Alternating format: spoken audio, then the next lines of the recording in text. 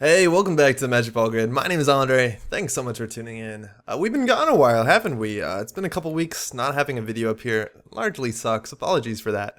I've been pretty busy and moved into, this is a new apartment. I got a new studio set up here. Excited to be back. I'm going to make some new videos. We're going to start actually here. This is Crimson Dust. This is the sixth and final data pack of the Red Sand cycle, and this actually just came out on Thursday. It's been out for a couple days. 20 more cards. Completes the entire cycle. It's very exciting to see when the last pack of the cycle comes out because cycles are tested all 128 cards together and then packaged into smaller bits. So now we have everything, we can kind of look over the whole cycle as a whole and see how things work together. If we have all the moving pieces for any intended combos or counter combos or what have you. But yeah. Before we jump into it really quick, I don't want to spend a lot of time on this because I easily could. It was North American Nationals at Gen Con, one of the biggest, if not the biggest, board game convention in all of North America. It just wrapped up this weekend. It's just wrapping up right now as I speak. We got a bit more news for Netrunner. Again, without spending too much time talking about this, what do we know? And we haven't had any news for Netrunner for a while. They have confirmed that the next cycle will be out by the end of this year or around the end of this year. I'm not entirely sure what exactly they said, but I'm expecting December maybe. It's also a big deal, the next data pack in the next cycle, because that's meant to be when rotation starts, where the Genesis and Spin cycle are no longer tournament legal. But they've also announced that that's going to happen prior to the next data pack being released, the next cycle being released. And that rotation will happen before Worlds, which is, if I'm not mistaken, the beginning of November. That's a really big deal, because Worlds will be post-rotation. Yeah. That's all the news we got, and that's something. I know Michael Boggs said he was going to be announcing something relatively soon that'll make the Android Netrunner community happy, because we're kind of, at least I am, not very pleased with the amount of news and communications from FFG. It's been really bad, especially the way this Gen Con stuff came out is pretty crap. But yeah, so if you haven't heard anything from Netrunner, things are still in the pipe. Things are definitely going on. The game's not dead by any means.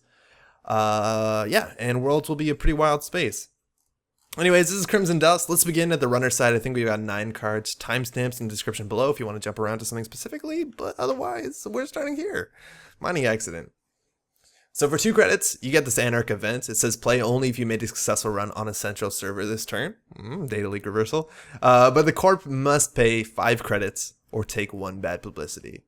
Remove Mining Accident from the game instead of trashing it. 2 influence.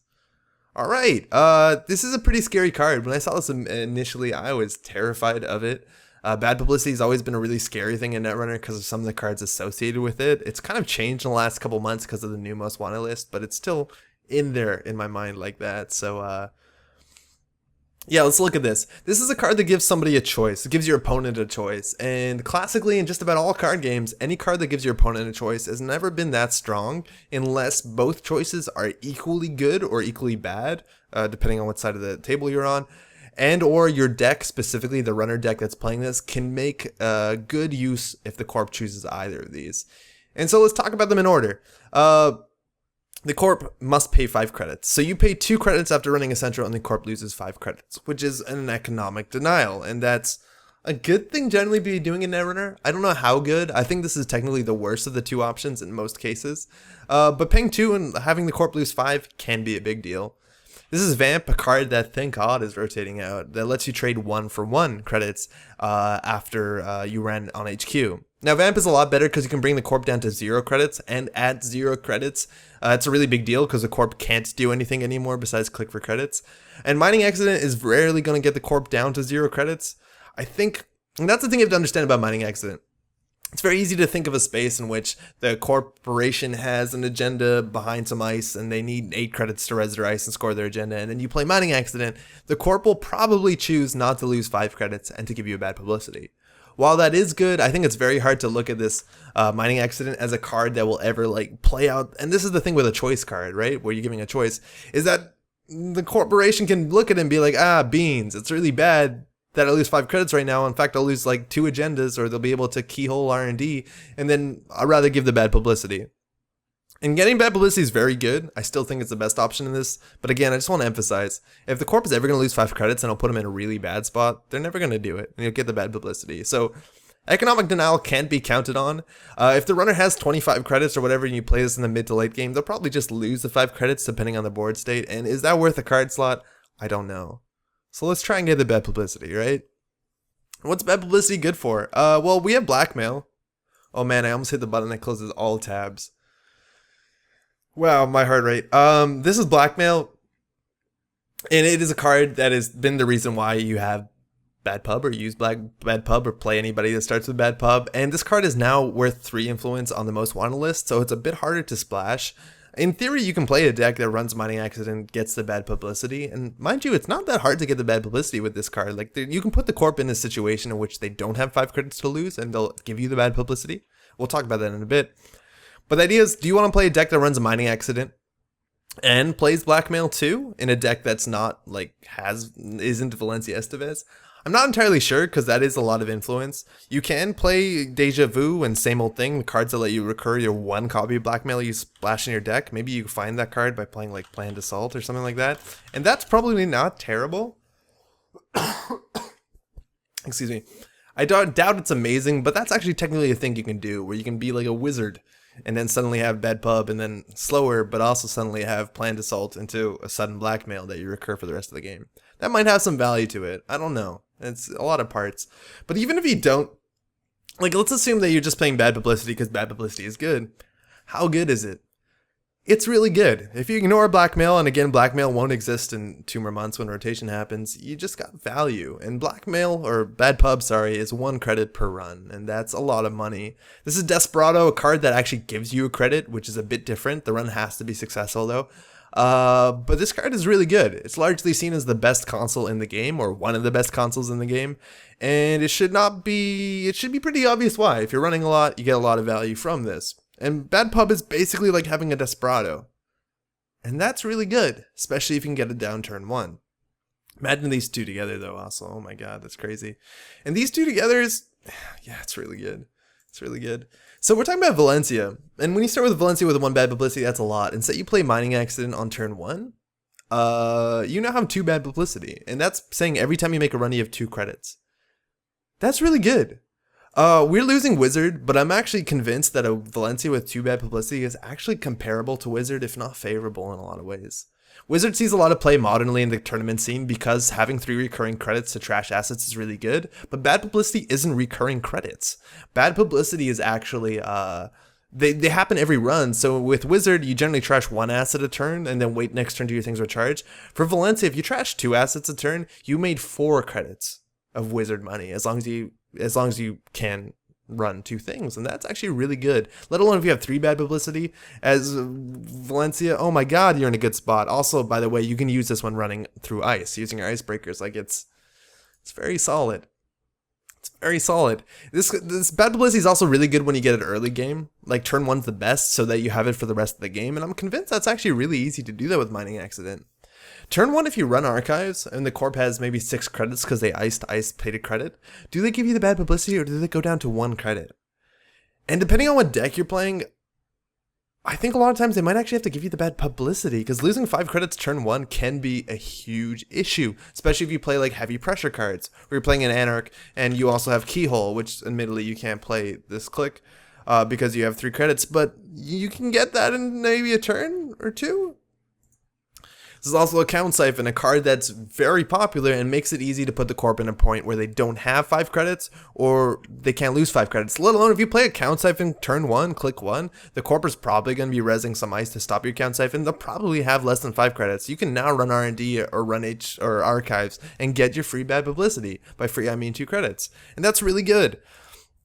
Man, the discussion on this card has been all over the place, I'll admit. But this is what, how it used to be, how hard it used to be to get a bad publicity.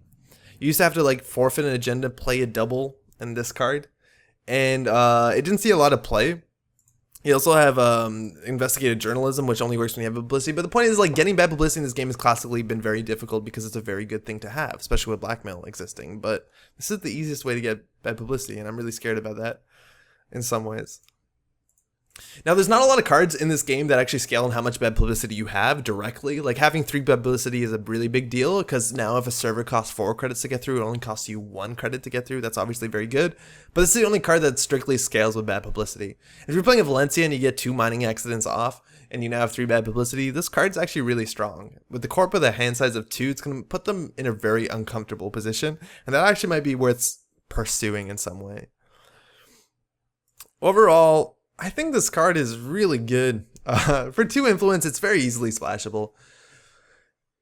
As long as you put early aggression, or as long as you're running as like very often, this is Gabriel Santiago, who probably wants to be running at least once every turn, because he wants to get into HQ at least once every turn. Being able to like first click run HQ, the Corp reses ice, then second click run R&D, then play a mining accident, you're now going to have a credit to get into HQ every turn to get 2 credits. And if you play a couple mining accidents, like the dream turn 1, as much as going to 0 credits sucks, is run HQ, they res an ice, maybe even count siphon click 1, then run archives or R&D, and then play 2 mining accidents. And now for the rest of the game, you're going to have 2 recurring credits, better than recurring credits, to run into HQ to get your 2 credits. Like, it's absolutely insane. Anybody who wants to be running every turn, like twice a turn, is going to get so much value from this card. 2 influence, it's totally splashable. It's very strong. Be scared of it. I just want to call out this last line here. Remove mining accident from the game instead of trashing it. It's such a big deal.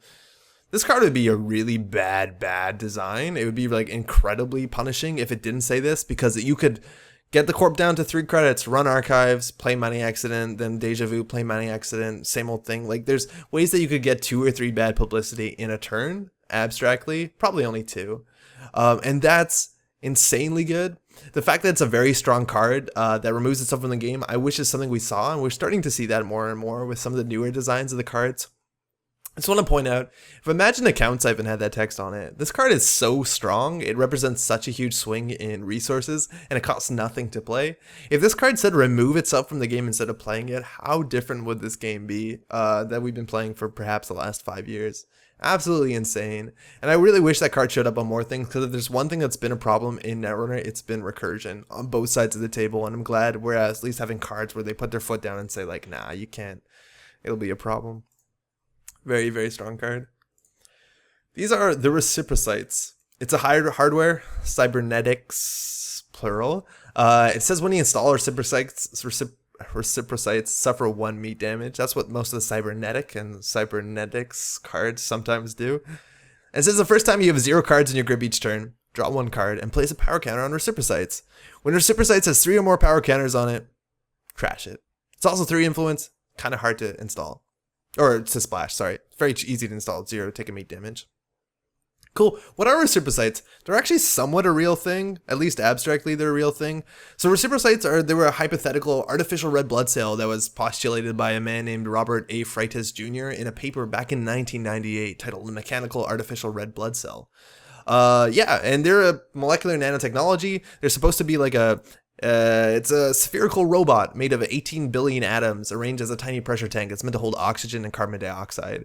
It's meant to go into your human body's normal respiratory system and just meant to be a superior red blood cell that helps you respirate and helps you do things. I don't think they technically exist yet, but this is not unreasonable. This isn't science fiction. This is like a thing that will exist at some point. In fact, Ray Kurzweil, who's a pretty famous futurist and computer scientist, I think technically, the one quote, yeah, he's a computer scientist and author. He hypothesized that such Resiprocytes would allow an adult human to sprint at top speed for at least 15 minutes without taking a breath. That's the idea of these like super capsules that hold like an absurd amount of oxygen and carbon dioxide that are better than what the human body has created, which is nuts because these probably will exist in someone's lifetime that you know. And that's absolutely rad. And these are Resiprocytes, and if you see like the scientific diagram and what they look like, bang on. You see the real red blood cells and then the fake ones, the manufactured ones. Awesome. All right, first thing to point out, just because I've been pointing this out all damn cycle, the templating on these cards has been really sloppy. Cybernetics is actually not a real subtype. All the other cards have been called cybernetic. Actually, Savernius Stim Implants was the first time they goofed this up in this cycle, I believe. And notice how this one says cybernetics. They all otherwise say cybernetic. They actually errated this in the FAQ, saying that this should say cybernetic without an S, just like all the other ones prior to this. Like this one. And this is another goof, and they're going to have to, or not have to, but they're likely going to errata this. So, yo, by the way, we don't have a UFAQ yet, so some of the things I'm saying, maybe we'll have to fix those in the description below. I don't know. We'll find out soon enough. Anyways, enough about this. What does this card do? When you install it, you take a meat damage. That's generally how cybernetics work. You take a damage, and it says the first time you have no cards in your grip, draw 1 card and place 1 power counter. So you basically get 3 free card draw out of this for 0 and a meat damage, as long as you have no cards in your hand. Having no cards in your hand is something that's not easy to control in Netrunner. If you're playing unique things, like look at the Skulljack, if you have a second one in your hand, one on the table, you can't really throw it out. So you're either going to be throwing it out through some other means, or you're going to be throwing it out to damage. And it seems like a lot of times this card is about taking damage and getting things back into your hand. However, it's very conditional because it has to be exactly 0. As far as I understand, also, if you take damage more than the cards you hand, Resiprocytes doesn't fire before you die. You actually just die. Because you have less hand size, or no, you just die. That's how it works. 3 card draws for 0. Diesel does it all at burst. It does cost 2 influence, doesn't take a meat damage, but this is what we're comparing here. 3 card draw for slow and a meat damage, or 3 card draw all at once. And admittedly, this is way more Anarch. Whether this is going to be like a Diesel that you play in every Anarch deck, I highly doubt it. Because how often do you have no cards in your hand? Very, very, very not often. Interestingly enough, there has been this archetype that has existed in which having no cards in your hand is meant to be very good for you for an Anarch. We saw a bunch of these cards come out in one of the prior cycles. What was this? This is the Mumba cycle, right? Where if you have, like, Emptied Mind, if you have no cards in your hand when your turn begins, gain a click. And that's a really strong ability, abstractly. But this never actually caught on. I haven't seen a lot of decks that have capitalized on this. Interestingly, these work in a really weird way, because if you end your turn with no cards in your hand, like if your last action is to play the last card in your hand, you'll draw with Resiprocytes before your Emptied Mind turn starts, where you'll draw with that, and that's kind of clumsy. If you do somehow have no cards, this only fires on the first time each turn, right? So if it's the second time and you end your turn with 0 cards, and your next turn starts an Emptied Mind, you can get Emptied Mind to fire before Resiprocytes, and that's kind of cool, I think. Actually, no, because this is when your turn begins, so maybe even that doesn't work. Point being is that, excuse me, we've had so many weird cards that work, that look like this, but they've all had like radically different triggers, and they've never kind of coalesced into something that works out really well together. Like, check out Bug Out Bag. It seems like they should work well together with that, sorry, what's it called? Emptied Mind. But this is at the end of your turn, this one's at the beginning of your turn, this one's the first time per turn, but not at the beginning of your turn, and they're just all wildly different, like, timings. I just don't understand why they weren't similar, so that we could find something more cohesive through all of that, but I don't know.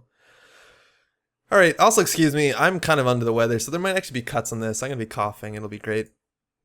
So why does this card exist? This card exists because it represents this new Anarch thing that Anarchs have been doing for a bit, called self-damage decks, these like self-harm decks, that you actually want to hurt yourself to be able to attack the corp. And the idea that you can put Resiprocytes down to get a meat damage for 0 is not bad when you're putting counters on your multiple clan vengeances, a card that attacks the corp. I don't think out of all the cards that like do self-damage, this is actually one of the worst ones, just because it's very rarely going to fire. Admittedly, if you're damaging yourself, you might have a bit more options to get your Resiprocytes to fire, because you could hurt yourself to the point where you have no cards in your grip. But that is kind of hard to control, and I don't see that much value from this. I really don't. Just want to point this out because this deck is so much fun. I think this is going to come out a couple times. We're going to say this a couple times during today's video. But this is a deck that did really well in the Warsaw Regionals, and it's so much fun, and it works on all these cards that do self-damage. Things like, yeah, Officer Frank is really good, playing your Mad Dashes just to get punched in the face. All of these technically work, but I've been playing this deck a bunch, and getting to no cards in hand is actually relatively rare, considering also, we have cards like I've had worse. And this is the kind of the craziest thing about this, is this is a card that basically says, if you take damage, maybe draw 3, and we have a card like I've had worse, which says when you take damage, draw 3, but you can also play this out of hand to draw 3 whenever you want. And I just don't see I've had worse ever being worse than Resiprocytes, or Resiprocytes ever being that much better. Yeah, I guess you can get some value with this with Faust. If you're discarding cards out of your hand, this is the only other way to do it really at will, is you can get a free card draw for Faust. I think there's probably better ways to do that, like you can just play any of the draw cards, like Inject or I've Had Worse, stuff like that.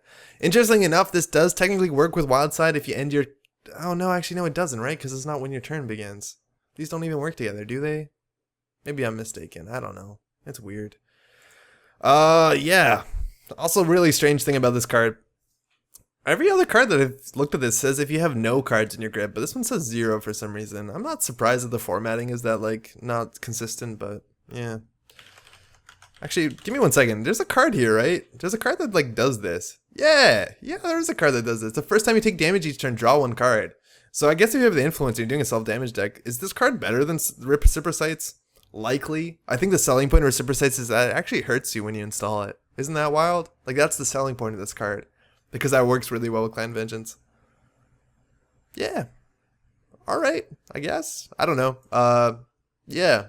That deck is really fun, though. Try out that deck if you can. It's a lot of fun. Salvaged Vanadis Armory. It's a unique zero-cross clan resource. These are a new type of resource we're starting to see in the Red Sand cycle. And it has a simple ability, I guess. No, it's not that simple. But it says trash the corp, trashes the top X cards of R&D. X is the amount of damage you've suffered this turn, and you can only use this ability immediately after having taken damage. It's 3 influence, which means it's kind of difficult to splash. It's also, that's only the trash can, means you can do it at any paid ability window. Makes a lot of sense when it says to use this ability immediately. So, it's another card that fires off of doing damage to yourself, which is why, again, like I said, Resiprocytes has some value, as any card that can hurt you has a lot of value. Oh, actually, no, I should pull this up specifically, because this is a big reason why Resiprocytes is slightly better. Is Officer Frank. Is a card that you can only use when you take meat damage this turn, and this is an on, like, oh, I can play this, cast this, do damage to myself to take 2, to trash 2. So these work well together, better than I've had worse. Anyways,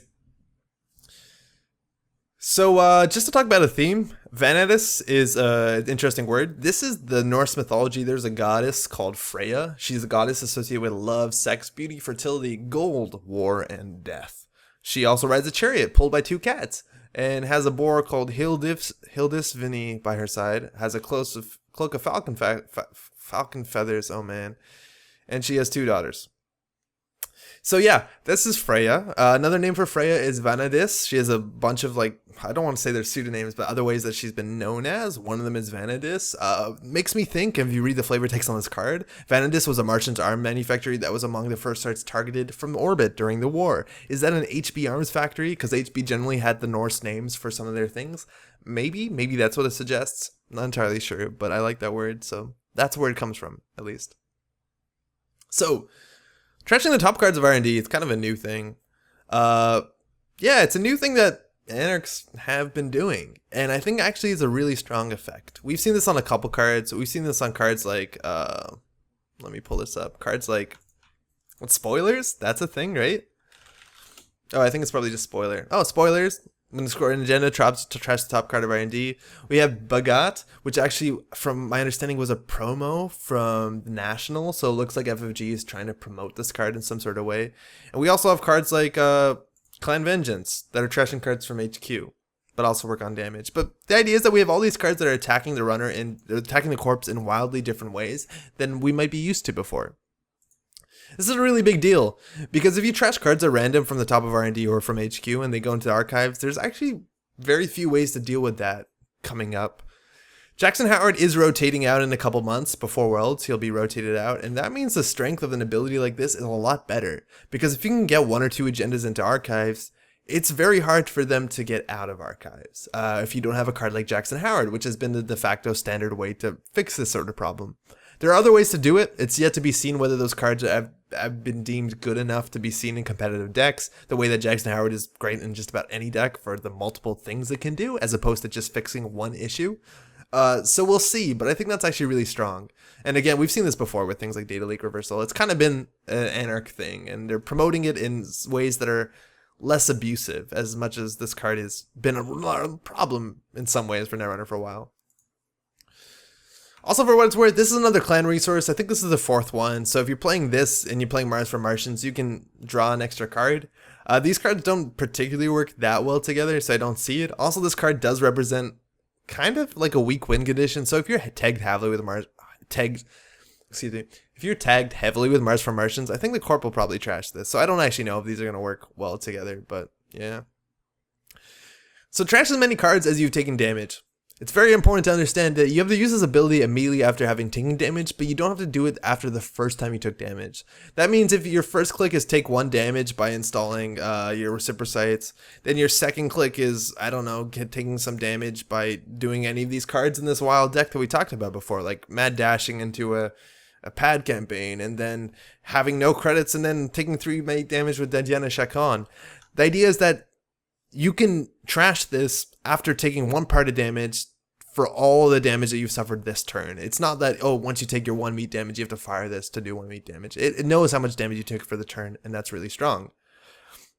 Now, when all these decks are taking damage, this is really cool because you're trashing cards from R&D. With Clan Vengeance, you're also going to fire this, and if you have both of these on the table, you're getting so much value from both of these. This one attacks R&D, this one attacks HQ. The HQ one you can build up, the R&D one has to go all in a burst, and then you run archives, and then you pop from both of them, and your chance of getting an agenda is actually relatively high, and these work really well together. I just want to pull up a bunch of other cards. The Diana Shakon is a way to take 3 meat damage on your own turn. That's good, sort of. Officer Frank, it's good with these cards. It's 2 more cards from HQ, that's great. And you got Mad Dash, which is a really easy way to take meat damage, but also is a good card on its own. Also, Alice Merchant is fine for this. That's what people have been playing with this. I think it's good. It puts pressure on every server, and it's great. It's kind of cool. And that's only on the runner side. This also works on any damage, like Stim Hack, anything that does brain damage. It's pretty good with this, but you want to take as much in 1 turn, which is kind of difficult. Now, this also fires when the corp damages you, and it's not that good with it, specifically because a lot of times the corp damages you with large amounts is because you're going to die. So if you have a Salvaged Vanadis Armory and somebody hits you with Scorched Earth and now you have 1 card in hand, you could fire your Salvaged Vanadis Armory, but it's not going to do anything when the corp plays their second Scorched Earth. That's kind of an issue. As opposed to things like Clan Vengeance, which are a lot better, because once they do 4 meat damage to you, you'll get a counter on here, and then you can trash this, and then maybe get the second Scorched Earth out of HQ if you're lucky. I don't know. I suppose if you're tagged, they can trash this anyways, but it has a bit more value. This thing doesn't disrupt combos, unless those combos are coming from the top of R&D, which there are not a lot of those. Now, on the other side, though, I just want to point out, this is Aumakua Protocol. It's actually like a really popular Jinteki agenda at this point in the time. And when you steal this, you take 4 net damage. And I like the ability that I can play a Salvaged Vanadis Armory, take this for 4, take 4 net damage, and then return the favor directly to the corp. That's really good. It also fires off of things like Snare and all that, but that's pretty matchup dependent. I don't think you'll play this card unless you're trying to do damage to yourself to ensure that it will fire. And again, highly recommend. You got to try out a deck like this. This deck archetype is way better than I thought it would be. It's also a lot of fun to play. It's one of the most fun runner decks I've had in a long time. It's really cool. This is just another piece for it. It's pretty narrow. Whether we're going to see more support for the Anarchs that are punching themselves in the face to do damage to the corp, that's cool. It's very Anarch. It's very thematic. I think it's a less oppressive way in some ways than like medium and all that, where you just run medium when they have no money and then they kind of lose the game. It also, if this does get a problem, there are ways to tech against all these things. You have Best Defense, which trashes this because it's 0. Oh, it's also worth saying, if a Mining Accident does get popular, cards that remove bad publicity will get a lot better. So, like, if everyone's playing Mining Accident, maybe slot up your Elizabeth Mills for the next months before she rotates out. I'm going to miss Elizabeth Mills, because this also trashes Blue Moose, and that's good. But there's ways against this, around these things. This card's good. In that weird deck that's, like, seems so fringe and strange, but turns out to be, like, surprisingly aggressive. This is Aumakua. Aumakua is a criminal AI, and my god, if you asked me like half a year ago, are there going to be criminal AIs in the game, and you'll say no, there's no way they'll ever print a criminal AI, and now we have like 3? That's wild. It's an Icebreaker AI virus program, 3 to install, 1 MU, really good. Comes in at 0 strength though, not great, and it can actually boost its own strength. It has 1 credit to break ice subroutine, very good, gold standard. And its text reads, whenever you expose a card or access cards and do not steal or trash any of them, place 1 virus counter on Aumakua. Aumakua has 1 strength for each virus counter on it. It's also only 1 influence, which is wild. Alright, what is Aumakua? Aumakua is it's a Hawaiian mythology. It's from Hawaiian mythology. So Aumakua is a family god. From my understanding, I listened to a lady talk about this on YouTube. So they're it's basically a god, one of your ancestors, somebody you know, someone from your family.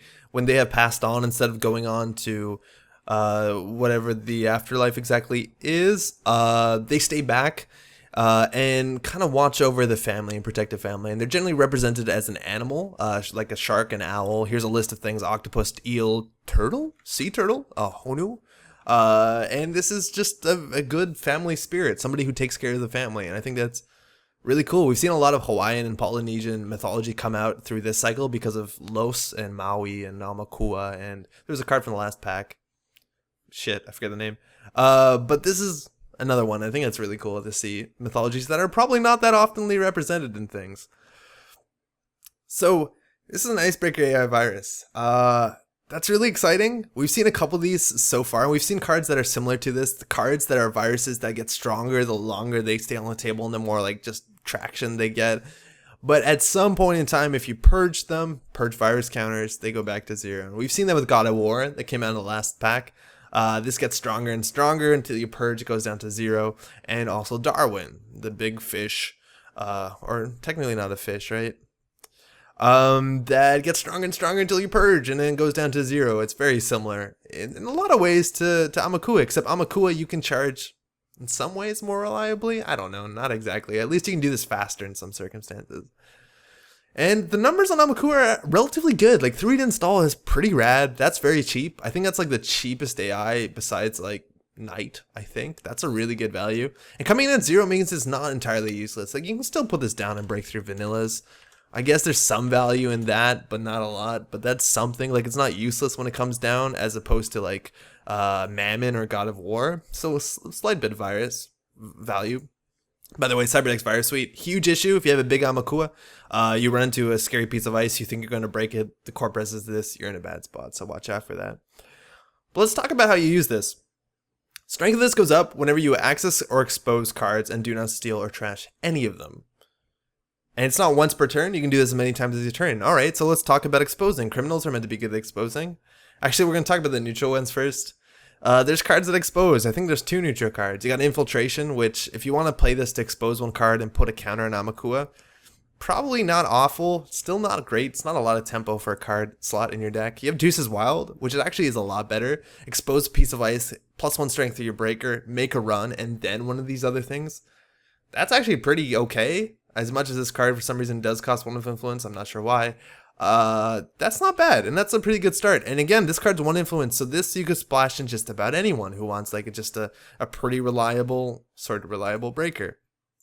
We're talking about criminal, right? And we have Silhouette, an ID that I just wish there were more reasons to play. And with Silhouette, every time you run HQ, Aumakua gets +1 strength. And that's pretty rad, because at some point, this will be your best breaker, because this is the most efficient breaker. If this is like has 6 counters on it, you're breaking most ice for as many subroutines as they have ×1, which is as many subroutines as they have. And that's really good. Of course, the corp can purge, so you can't really only rely on it, but it's a pretty sweet combo. And there's other like pretty interesting reasons to run other cards that have expose on them. This is Drive-By that lets you expose trash for no cost, not have to run a server and get Aumakua counters. Pretty good. This card's like surprisingly good. It might be a bit slow for some of the aggressive asset metas, but for ones that are protecting their assets, very valuable card.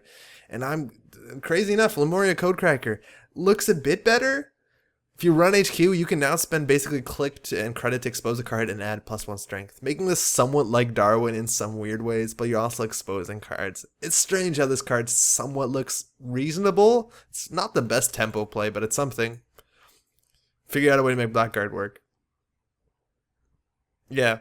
And Snitch, and actually Snitch and Aumakua is a huge deal. This card is going to rotate out in a couple months, but the idea is that you can run any piece of ice, maybe even get credits with Au revoir. But you can run an ice, see what it is, jack out, and your breaker just gets stronger. And once you do that 3-4 times, this breaker's at 4 or 5 strength, and that's all you need. Like, that's probably all you need, and this is not an expensive combo. It's not that many moving pieces. It's definitely something. Exposing is a real thing if you want it to be a thing, especially with a card like Snitch, which again won't be long for that much longer, but you can see 4 different cards a turn and make money doing it. Now let's talk about the other one. Accessing cards and do not steal or trash them. Firstly, if you run archives, you get a token on this. That's fine. If you have a Desperado installed, you run archives, gain a credit, maybe gain a card draw with something like John Masanori. Also, maybe security testing. Oh no, that doesn't work because you don't access cards. But you gain a card draw with John Masanori, gain a credit with Desperado, gain a counter on your Aumakua. That's an engine. That's pretty good. Now we have Aeneas Informant, which is a really strong card in the meta right now. The idea that you can run a remote server that's not protected, see an acid, don't trash it with Aeneas Informant, even if it's an HQ or an R&D perhaps, and get more counters on your Aumakua, that's pretty good. That's relatively alright. This is what Desperado looks like. Again, in other factions, you have other things like Maw. Maw is really good in Anarch. Now you can play Aumakua, access a card, don't trash it, get an Aumakua counter, get a random trash from HQ. Very, very strong. One influence card. When I originally read this, I thought the wording was different where it says get one counter for every card that you access. So I thought that if you ran archives and saw like 7 cards, this would get 7 strength. And I thought it was like the most busted thing. So I was hoping the Hades Shard play would work. Technically, you can use Hades Shard mid-run to give the strength of this +1. Edge case, that's good, but that's something. Doesn't work the way I thought it would, but that's fine. And this is Sand City Grid, which I'm remembering why I included in this. The wording on this is like really weird. It's not the way that I thought it would be. It says whenever you expose a card or access cards and do not steal any or trash any of them, which is really strange because say you run through a remote server and there's a Sand City Grid and an agenda on top of it, and if you steal the agenda but don't trash the Sand City Grid thinking like, oh, I accessed a card and didn't trash it, I'm getting my sweet turtle counters, you're not going to do that. Because if you stole anything or trashed anything during that run, yeah, you place 1 virus counter on Aumakua. You don't get the virus counter. Actually, this is weird, right? Whenever you expose a card or access cards and do not steal trash any of them. No, it's fine. It also works with Gang Sign, right? Yeah, it works with Gang Sign. That's cool.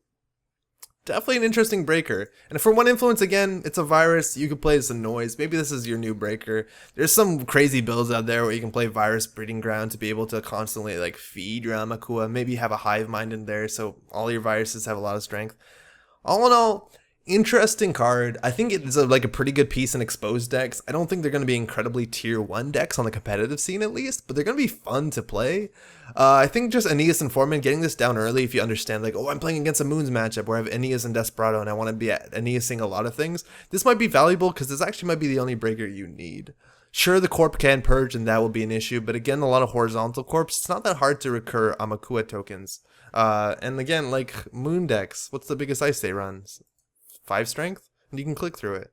So I don't know, you can get some value in this, you definitely can. Really cool, 1 influence, a lot of creativity and flexibility here. I like this card a lot. Alright, we got Caldera. This is a criminal resource, it's virtual, it's 3 credits, and it's only 1 influence. And it says 3 credits, prevent 1 net or brain damage.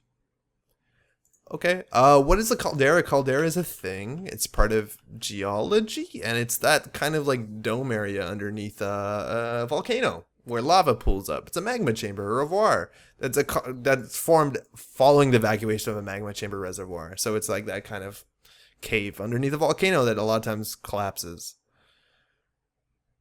Yeah. Feeling sort of confident about that.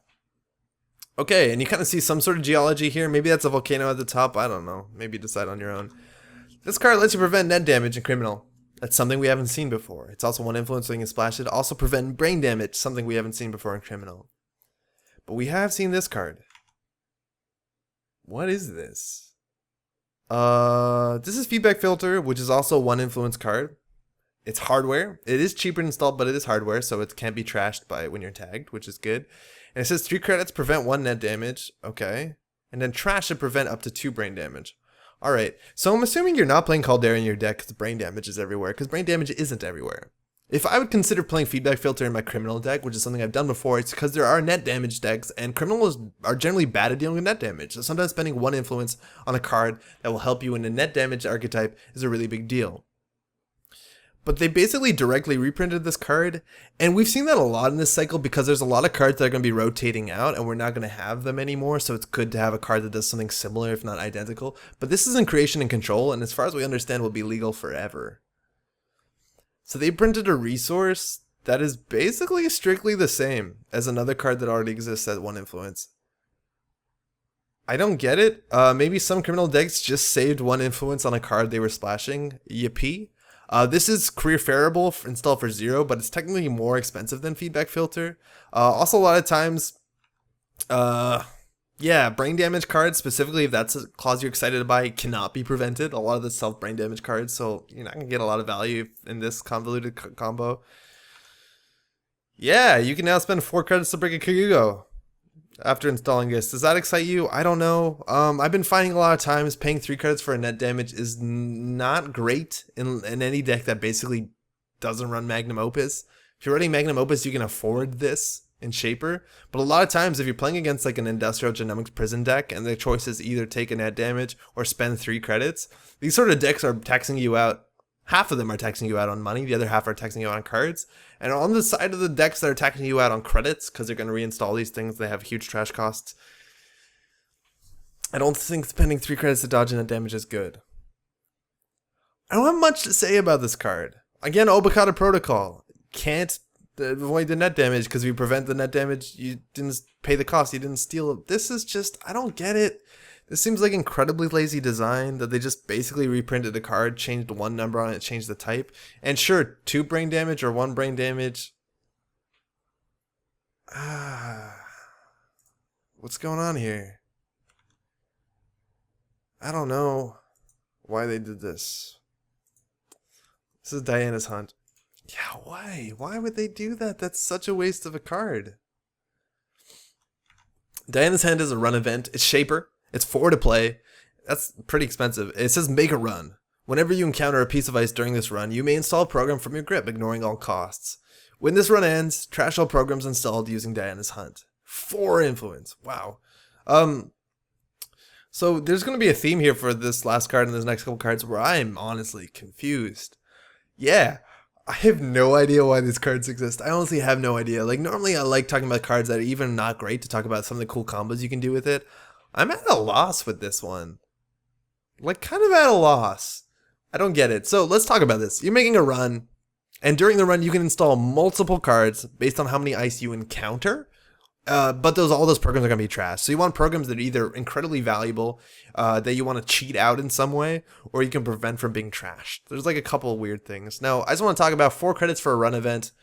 That's some of the most expensive run events in the game. In fact, that's the second most expensive run event in the game behind High Stakes Job, which is a card that gives you 6 credits of value and a run. Okay. So you have to be getting something really good out of this. Like, if you install one program that costs you 4 credits, is that worth it? Because you made a run, sure, and you saved a click installing it, sure. You only installed it when you knew you needed, okay, but now it's trashed. And I actually ran through all the programs, and I'm kind of at a loss of any program that's good to install, use, trash, that is good for that sort of credits, right? Like, we have cards that are reusable, things like Lady for chance, and this card is fine. You install it for 4, so you break even. You can use all the counters and then gets trashed, and you might think, oh great, it's trashed, I don't care, it was empty anyways. But that's not entirely true. Like, you have things like Aesop's Pawn Shop and Faction that actually gets more value if it's not trashed, and that's technically something. Oh, that's not gonna work. So I don't get it.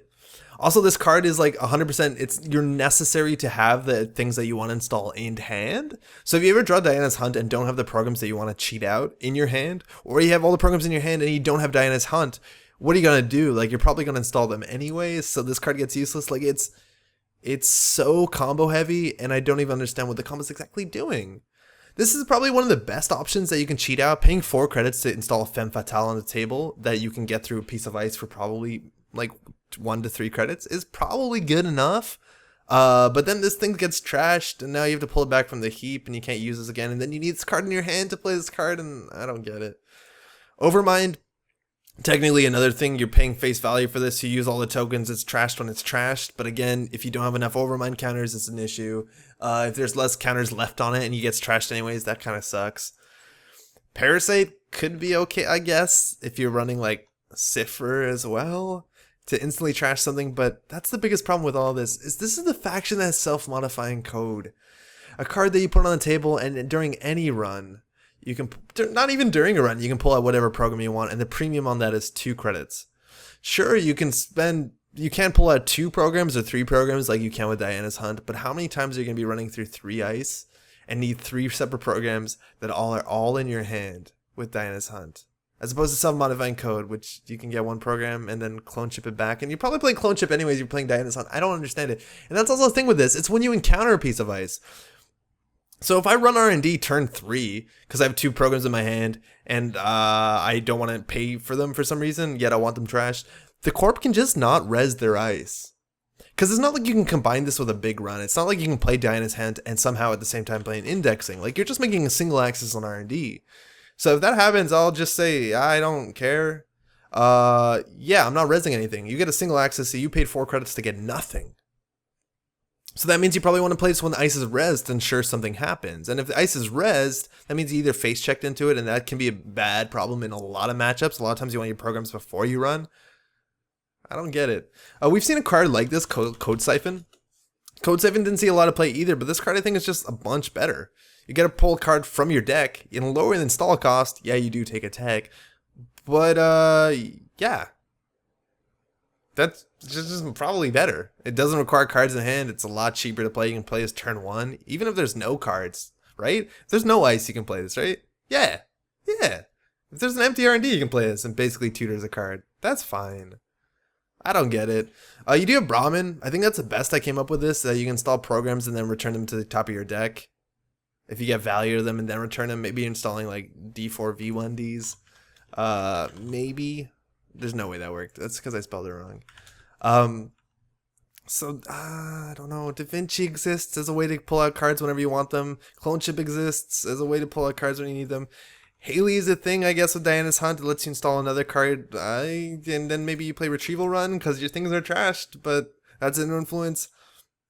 I'm talking about, like, we have Savoir Faire, which if you want to pay 3 influence, it gives you this ability for once per turn for 2 credits as a premium. And you can put this on the table and have it for the rest of the game. If you have some sort of, like, I got a big hand, all my programs are in hand. How do you get all your programs in hand? Do you play Quality Time? Maybe. You play Laguna Velasco? Maybe. And at the end of the day, right, if we are playing all the cards in hand, I'd probably just pay 1 credit to mass install all the ones that I think I'll need and call that a day. Maybe. This card does get probably the most value with Sacrificial Construct, because now you can install a card and then it doesn't get trashed, but use your Sacrificial Construct. But this is now a 2-card combo that requires you to have all of these in the hand at the same time. So again, if you draw any of them out of order besides Sacrificial Construct, your combo is kind of dead and you're going to be dealing with some really clumsy cards. Compare that to Scavenge and Test Run, which have been around well, Test Run's not going to be around for that much longer, but this is a 2-card combo that lets you put a card on the table, use it, and then you can even play it again for free without, like, by reinstalling it, let alone it goes back on the top of your deck. Like, this seems like it's trying to be a test run, but my god, this makes no sense to me. It's incredibly expensive. If this card costs 0, and even if it was neutral, I don't see how you play it. I really don't. And it's 4 credits and 4 influence. Please, if you're watching this and you have some way to use to get value out of this, that's not like just any way to get value out, please let me know, because I have no understanding why this exists. And this is the last cycle of the data pack. Like, there's nothing we're missing. Talking about weird things I don't understand why they exist. This is Reshape. Sorry that I opened it and just closed it real quick. Where are we going? Yeah, this is Reshape. 3 credits, very expensive. It's an event. It's also 4 influence, and it says swap 2 pieces of unresed ice. Oh man.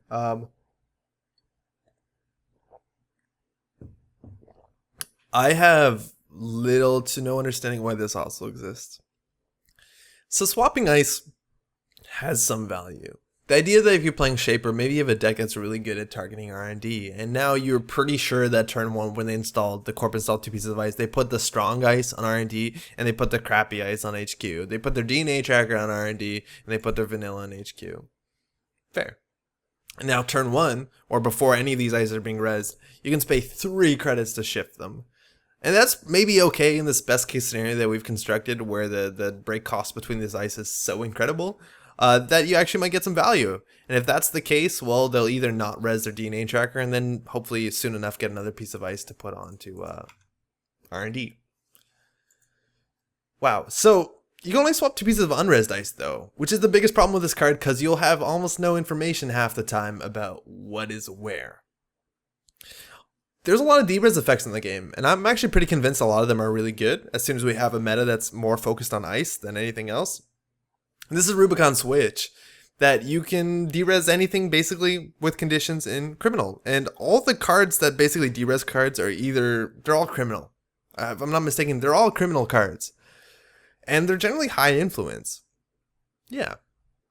So if you want to be able to know what an ice is and then derez it and then use a reshape, the question is, are you going to spend 4 influence to put this in criminal? Or are you going to spend like 3 influence to put this in shaper? And at the end of the day, is either of that worth it? And I don't think it is at all. Like, shaper just has no way to unres or expose ice in faction. To derez or expose ice. So I just don't see how you can get value out of this. And I think the biggest problem here is that this exists. This is Escher. Escher lets you run HQ and rearrange every single piece of ice on the table. Resed, derezed, it doesn't matter. Run HQ, rearrange all of them. Not 3 credits, only rearrange 2 unresed dice that you might not even know what they are, let alone you have to find a time where there's 2 unresed pieces of ice. What happens if you draw this late game? It's a dead card. Escher is always good. And this card's also, Escher's not rotating out, is in creation control. As far as we understand, it'll be forever green. Get it? Shaper card. And it's just leagues better. Even if Escher didn't exist, I don't think you'd play Reshape. I'm suspicious that this card originally said swap 2 pieces of ice. And at some point in playtesting, that might have been too good. At 3 credits, I'm not even sure if that is too good.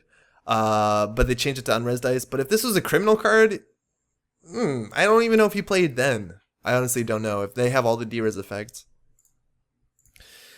And the thing is, like, at the end of the day, repositioning ice is a really cool shaper thing, and we've actually seen that sort of thing that, like, Escher wasn't ever that popular, but we've seen that sort of idea come into play pretty regularly. This is Inversificator, an absolutely rad decoder, and people are playing this rather regularly, whether it's in criminal a lot of times or shaper, and this card actually lets you control the board in a way that doesn't cost you 3 credits for a single event that you hope is useful if the ice is unresed. I have no idea why this exists. I suspect that said 2 pieces of ice at some point in time and that was too good, and even then I'm not convinced that that's costed appropriately, but again, if you can find some way to use this card, I'm kind of at a loss here. I have no idea why this exists. Unres dice, derez dice is not a thing that shapers do, let alone for 3 credits. That's not a great effect, especially if you have Escher. This is the last shaper card. It's called Dummy Box. It's a virtual resource. And it's 1 to install. It says trash a card from your grip. Prevent an installed card of the same type from being trashed by the corp. It's also only 2 influence, so you could pretty easily splash this.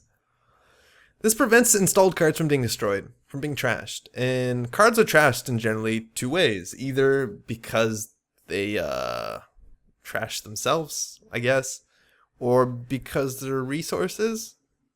This is a bad intro.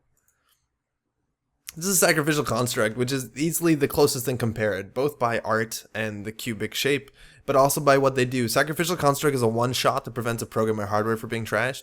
It's 0 though. This has a bit more of a cost associated to it. Yeah, it's 1 to install it, but you also have to have cards to trash from your grip.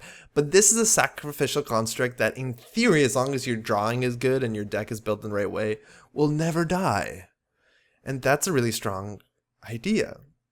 Why is Sacrificial Construct being played? Well, firstly, protecting programs from being trashed is relatively strong. If you don't have ways to recur your programs, that's good. But most importantly, cards like this, Clot. Clot's a big deal. Clot stops fast advance from being a thing, and that's a lot of the deck's win conditions. But the thing with Clot is if you purge virus counters, it gets trashed. So a lot of people have been playing Sacrificial Construct, so when the corp purges virus counters, Clot stays on the table, and it makes it very hard to fast advance agendas. Now, this could be seen as a superior Sacrificial Construct. I'm not entirely sure if that's better than Sacrificial Construct. That means that your deck will probably have to have more programs than normal. You have to keep them in hand. You have to be okay trashing them. Your draw will have to be okay. But at least abstractly, in a way that you can build that sort of deck, it's kind of scary. Because that was kind of the counterplay to Sacrificial Construct Clot, is if you purge enough times, even if you trash Sacrificial Construct with something like Best Defense, you can maybe fast advance at some point. But with the dummy box on the table, you can't. You just can't. You're going to be attacking their grip, which is interesting, but you can't actually trash things, and that's kind of scary. If you do want a silver bullet, though, they do exist. This is Foxfire, which actually rotates out too, so, well, maybe not forever. That might be a problem for fast advanced decks. It honestly might be. I think in some ways it's more interesting. Sacrificial Construct and Clot, it is what it looks like. I gotta purge again, and that's all it is. With Dummy Box, there's a bit more excitement, like, oh, do they have it? I don't know. And maybe that sort of unsureness is gonna make some people unhappy. That's like maybe a 50-50 whether this goes through or not. Or actually not goes through. Yeah, in some cases it goes through. It does give more value to seeing the corpse grip or the runner's grip, which is interesting. Things like Harshandra, that's kind of gets more value. Cards like Waver get a bit more value. That's sort of interesting. Again, getting the runner to throw cards from their grip is not a zero cost. Like, you're now gonna have to rely on clone chips, which cost influence. You have to play around cards like Bug with Arc Lockdown, excuse me, because maybe you throw out a program and now it doesn't come back. Like, that's kind of scary, but at least from that standpoint, it's interesting. And again, this also protects programs. Like, say you just don't want to lose your heavily loaded Baba Yaga. Maybe you don't want to lose your study guide with 9 counters on it. This is a cool way to stay. Actually, these probably work well together. Maybe you're running a Baba Yaga deck with a lot of programs. Maybe. I don't know. Oh, it also works really well with Tapworm. So that's another virus that clear purges. So these are okay together, that's for sure. But the point of this card that I think is the biggest deal is that it actually prevents any installed card from being trashed. And that's really powerful, specifically for resources. So resources are a card that the corp can trash when you're tagged. And there's a lot of cards that are good when you're tagged, specifically one card that's good when you're tagged, and that's Data Leak Reversal, which again is going to rotate out soon, but if you've been listening to this last cycle of unboxings, this card has come up more than any other card.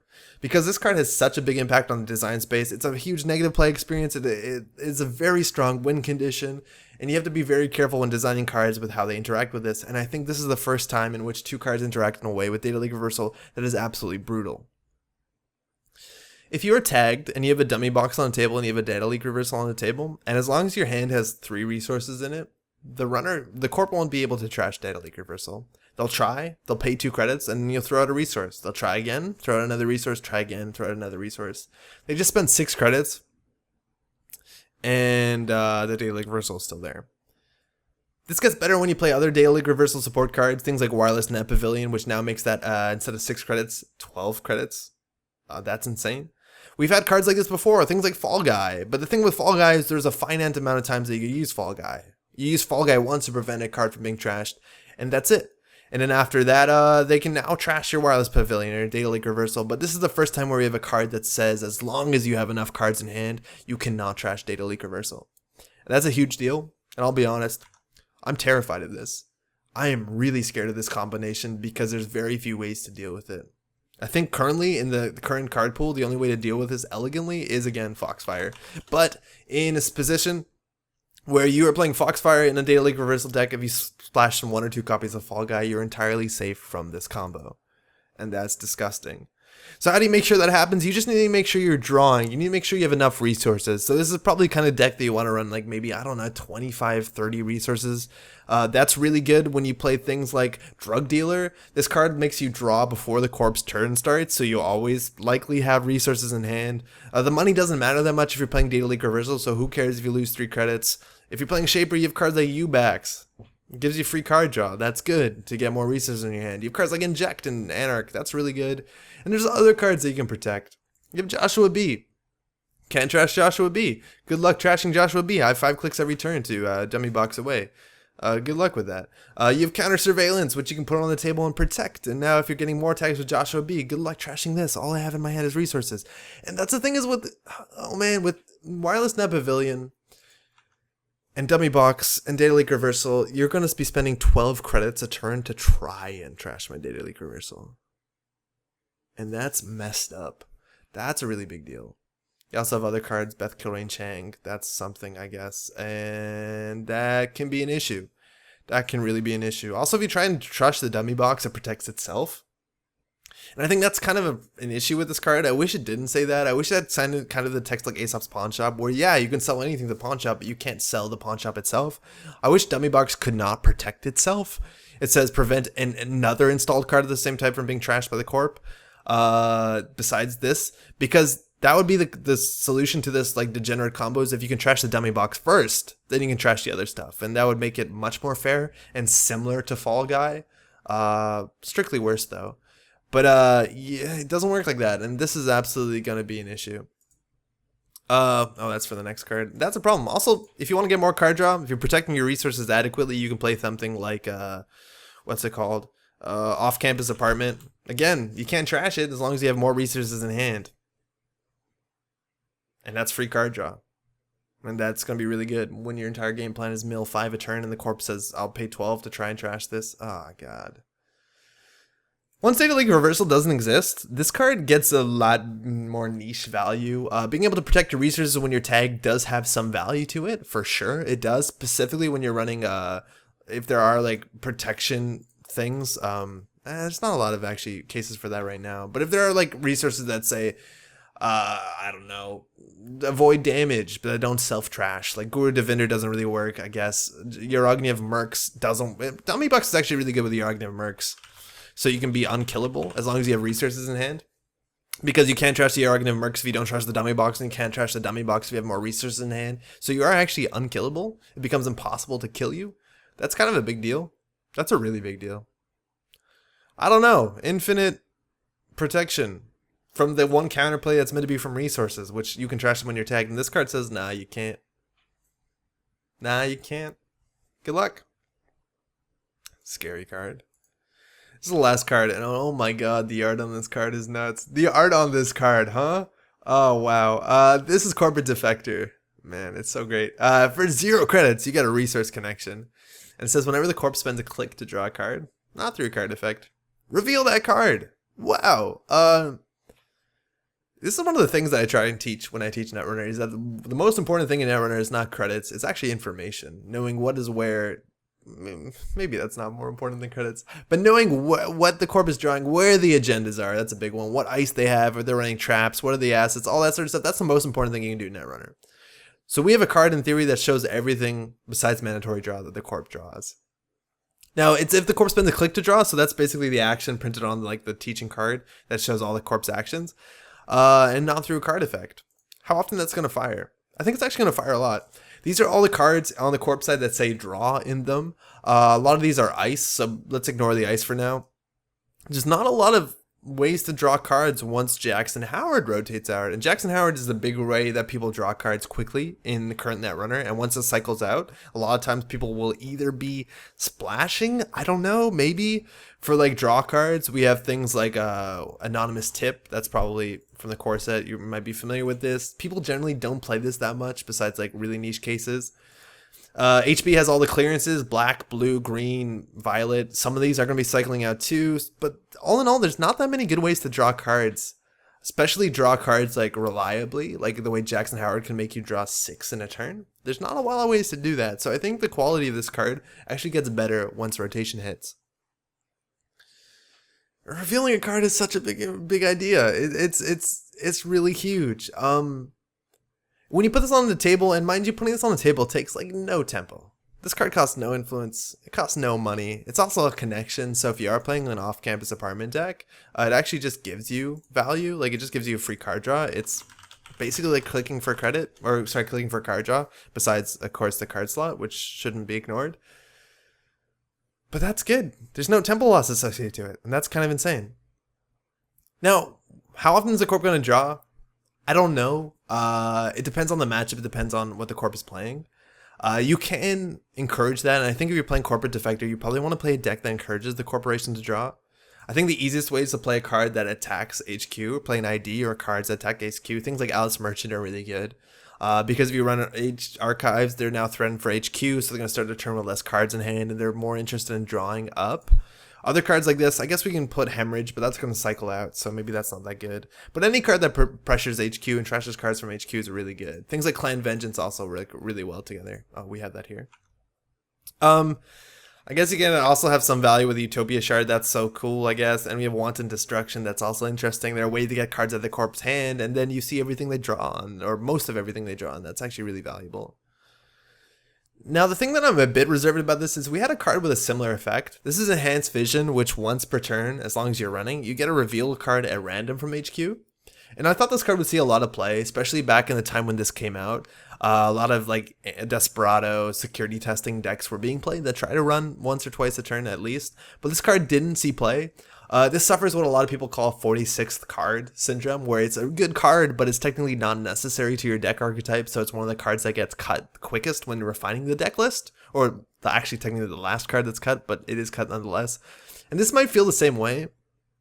I want to emphasize how good seeing what the corp is drawing is. Maybe when you put this on the table, it actually encourages the corp not to draw, which actually slows the game down, and that has some value. If you're playing like a long control deck, a deck that's better when it goes to late game, maybe playing something like Ian where slowing down the game is good, maybe playing Sunny, stuff like that, that's actually really valuable. And even just putting this down might affect the way the corp is going to play. But I think if you put this down for 0 and you get to see what the corp is drawing when they are clicking for draw, which again, I don't know what the new meta is going to be like after rotation, but that actually might be a thing corps do, especially if you can attack HQ. This might be a big deal. Again, I don't know, 46th card syndrome, it doesn't directly help your deck, it's a nice thing to do, but again, it costs nothing. And that's a really big deal. That's the runner side. Wow, that was, what do we have? 9 cards? A lot of really weird things. Oh man, that Shaper section, I don't get it. But a lot of help for an archetype that is actually really fun. That's really good. Aumakua is pretty great. I'm excited for that. And then this whole section, no idea what's going on here. I'm scared for that. And this is a cool card. Let me know what you think about all these cards. There's interesting deck lists that these things can produce for sure. And I'm excited to hear what you're thinking about them. I'm going to be building some decks with these, playing on Gentechnic.net as soon as they're online. And we'll get those videos up relatively soon. Otherwise, yeah, the corp side of this will be coming up hopefully tomorrow. And thanks so much for watching. Ciao.